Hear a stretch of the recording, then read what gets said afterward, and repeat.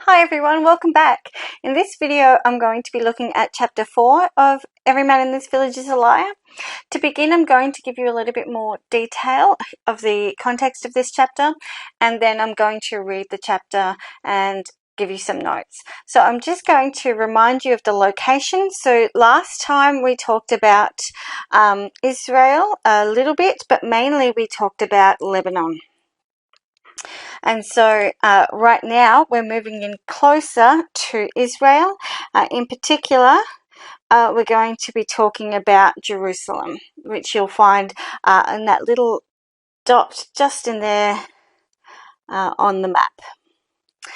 Okay, so a little bit of context to help you understand this particular part of the story and this particular part of the world. So it's set in Israel. It's called Terrorism and Other Stories. And the idea of other stories is to help you realize that these things that we call history or reality are all a matter of perception. So some of us see these stories as true and others see these stories as false or biased. And so Megan is trying to get to the core of what is the truth of the conflict that's occurring in this part of the world. So it's set in Israel. Megan is sent to Israel to report on the continuing conflict between Israel, Palestine, and the surrounding Arabian countries. She is actually criticized by Israel for her article, which humanizes the suicide bombers who are attacking their citizens. Megan's article can actually be found here if you wanted to have a read of the article that she was criticized for. And if you do have a read, it's quite interesting to see that it's not really praising or supporting what the bombers did, but it does make them seem like human beings, which is something that we'll unpack as we go through the chapter. Okay, so just to give you a little bit more context on Israel. So in night, Israel is actually mentioned in one of those earlier chapters. It's one of the places of safety. In my edition of the book, it's on page 19 of Night, and he says, at that time, it was still possible to obtain immigration permits for Palestine. I had asked my father to sell out, liquidate his business, and leave. I am too old, my son, he replied. I am too old to start a new life. I'm too old to start from scratch again in a country so far away. So there was actually an opportunity that Ali realized was there to go to Palestine, and many Jewish people were coming to Palestine as a refugee, both during World War II, but definitely after World War II. Palestine was actually controlled by Britain at that time. It was a British colony, and it was an interfaith location. So we have Christians, we have Jews, we have Muslims, and we have other faiths there as well. The most dominant faith group, though, the ones that are the most have the biggest population, is the Muslim population. After the war, when we had all of these refugees, these people who had their homes confiscated, Jewish people who had been put into these concentration camps, many of them did not want to return to the cities and the towns that had sent them to these concentration camps. And so they were refugees who needed a place to go. And it was seen as a good solution to give the Jewish refugees Palestine because it had a lot of connections to their religious pasts. So that happened in 1947. And you'll see from looking at this map here that there were Jews within Palestine, but they were most definitely a minority group. It was quite peaceful. If you are aware of your religious background, it's actually this location here, it's actually the heart of three different religious groups. So we have Christians. This is where Jesus was meant to have lived his life and where he died in Jerusalem. It's also one of the religious sites for the Muslim people, and you might have seen the Golden Dome picture. if you've seen any pictures of Jerusalem, that golden dome is quite recognizable, and it's also where the temple stood, where Moses was called by God. So it's quite a religious and important religious place for those three main religions. The native Palestinians, so the people who were there living here when the UN and Britain decided to give Palestine to the Jewish people, they rejected the plan. You have to sort of think of it this way. This was not an empty space. So they're wanting to put millions of Jewish people into a country that is already jam-packed, full of people. And how do you do that? There is not enough space to do that. And so what happened was the Jewish people came in and ejected, kicked out a whole heap of citizens who already lived there in Palestine.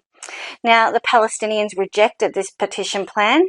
The plan was this here is the partition plan, where they would set aside the green sections for the existing Palestinians and the yellow sections for the Jewish people. Now, you can see it's about 50-50, and it was leaving Jerusalem open as sort of a UN state. So it didn't belong to Palestine or to Israel, it belonged to the UN. Now, remember that Israel is surrounded by Muslim countries, so Muslim countries all around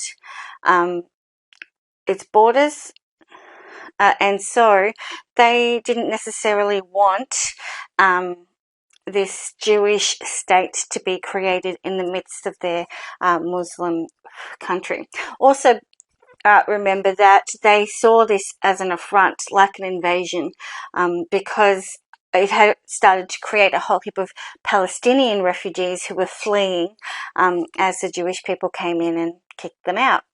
And so the Arab nations supported the Palestinians with money, and Israel had the support of the Western countries like America primarily, but also Britain. America has the largest population of Jewish people. It even has a larger population than Israel itself today. And it also had a really militaristic desire to support and have a base in Israel, because it gave them access to all of these other countries. So America is very much a strong partner of Israel, so that it could have access to these surrounding Arabic nations.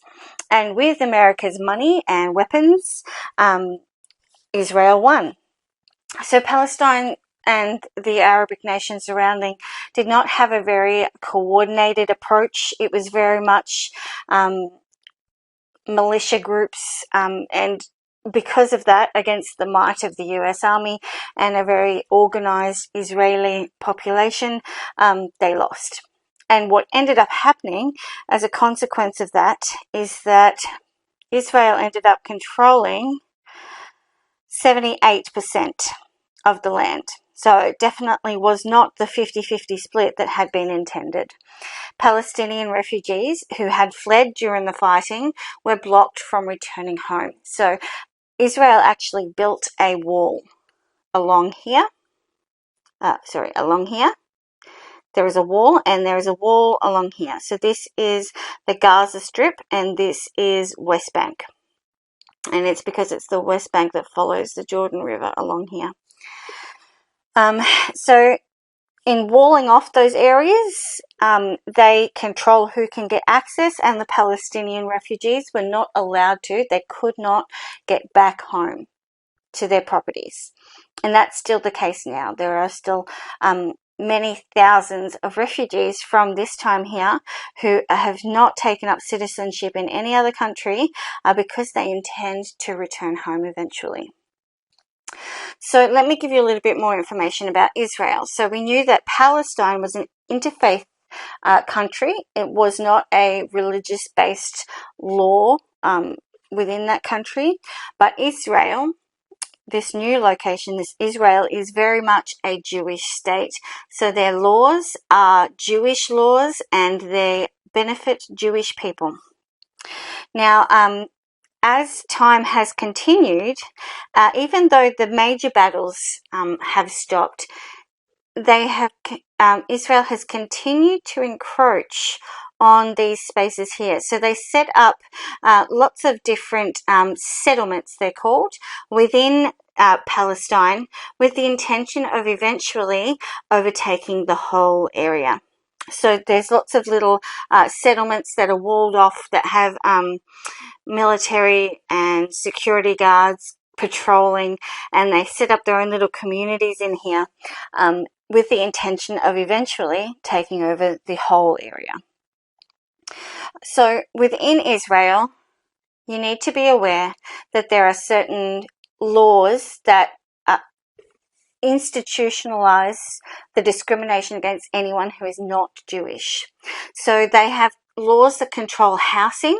So only certain people can purchase housing or get permits for housing, and those people are Jewish people. And if you are not Jewish, you will not get a permit. And so that's one way that they have evicted hundreds and thousands of people, is to not give them permits to either renovate their house to enable next generation to build on top of their houses, which is tradition in that area, or to fix up houses that are falling apart. So if you're not allowed to fix it, eventually it becomes unlivable and you have to leave. They also control utilities, and one of the major utilities they control is water. Remember that this is Arabic country. They are desert countries. In controlling that water, Israel control, which is why they have definitely encroached in that area. Israel controls everything. They control how much food you can grow. They control if you can have a shower that week. So they will systematically turn off the water supply to that region so that life becomes very hard to live there. So you would have to stockpile your water whenever it's turned on, not knowing if it's going to be turned on the next day or if it's going to be turned off in the afternoon. They control that water and they will systematically turn it off to Palestinian people. They also, in controlling the water in Jordan, they also are able to have a huge impact on their neighboring country, Jordan. So that's something else that is quite significant. You notice a very vast difference if you move from, like if you're traveling from Jordan into Israel, you go from desert to green everywhere. And that's because Israel controls the water and has reduced the amount of access to water that Jordan can have, so that they only get about a quarter of the water that they used to be able to access. And so that, of course, affects their ability to be shepherds, to be farmers. They control movement.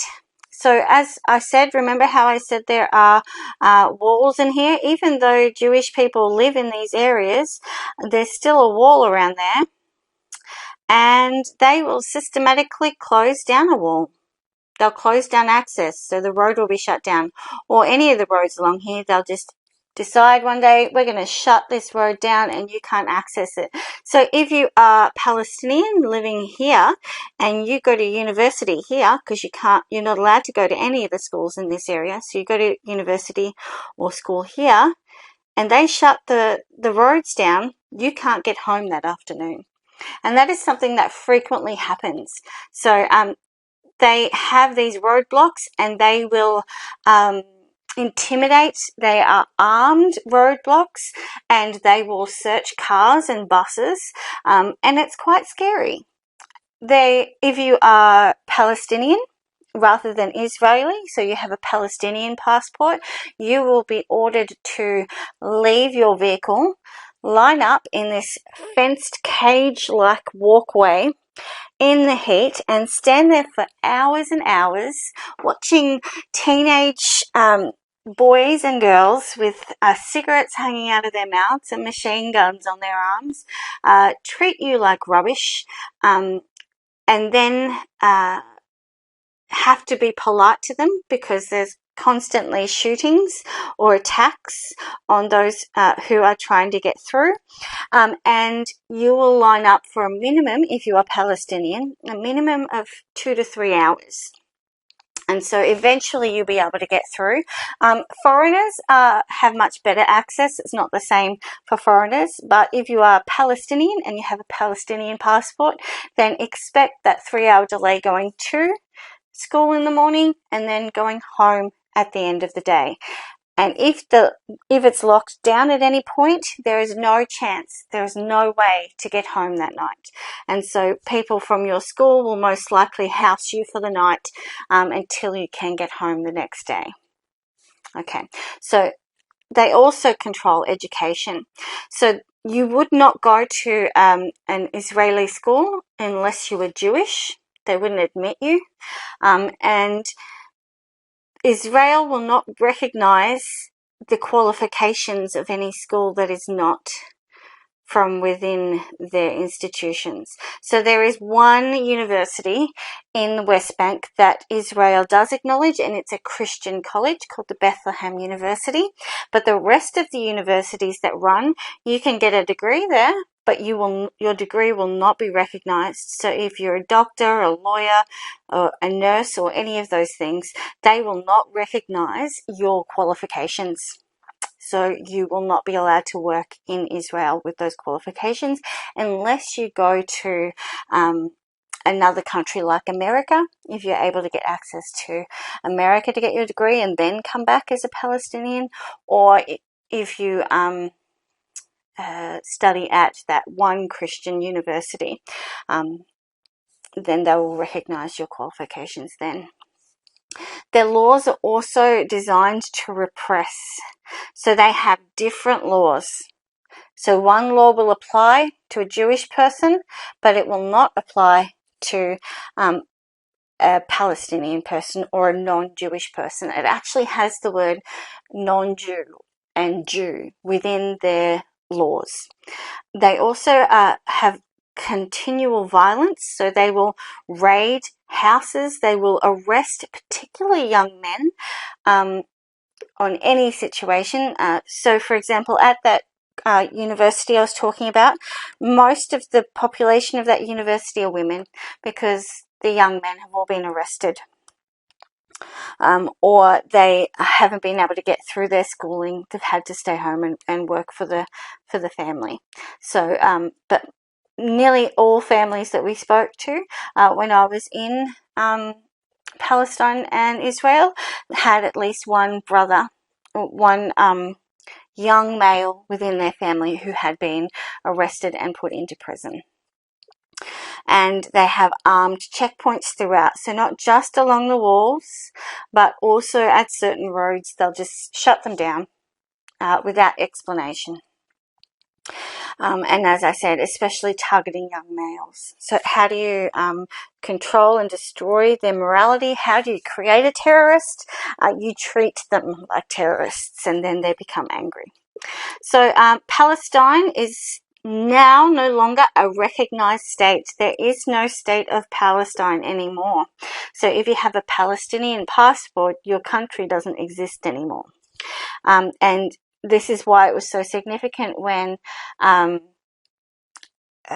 Trump, for example, recognized Jerusalem as the state of Israel, even though it is meant to be set aside as a UN location, a non-religious base. So there is still continued Palestinian resistance. They are helped by the Lebanese Hezbollah, who are a group that function here. So not the Lebanese government, but a militia group within Lebanon support them. But it's very haphazard. There's not a really organized way of fighting against them. So I'm going to leave off now talking about the history and the context, and I'm going to start reading. And if there's more information that I need to give you, I'll give it as we read, or feel free to research. Can I just give you some warning? If you are researching, most of the information you get is either really pro-Israel or anti-Israel. It's very hard to find unbiased information. All right, so let's begin, shall we?